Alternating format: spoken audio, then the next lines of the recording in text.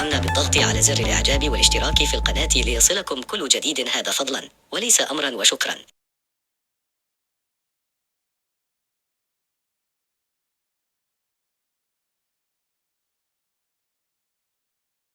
أصدر موقع ترانسفير ماركت لائحة أغلى 10 مدافعين على الصعيد العالمي والأكبر من حيث قيمتهم التسويقية حسب معدل أعمارهم ومردودهم مع أنديتهم ومنتخباتهم.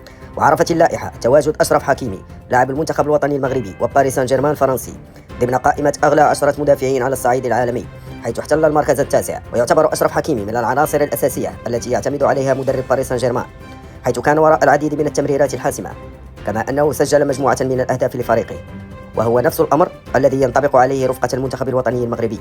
وفيما يلي لائحة المدافعين الأغلى في العالم بالترتيب: بوسكو غفارديول، لويس دياش، ويليام ساليبا، ألفونسو ديفيز، ماتيس ديليختي، رونالدو أروخو، إيدر ميلاتو، نونو مينيديش، أشرف حكيمي، وفي المرتبة الأخيرة ألكسندر أرنولد. شكرا على اهتمامكم. المرجو الاشتراك في القناة والضغط على زر إعجاب، وكذا تفعيل زر الجرس ليصلكم كل جديد.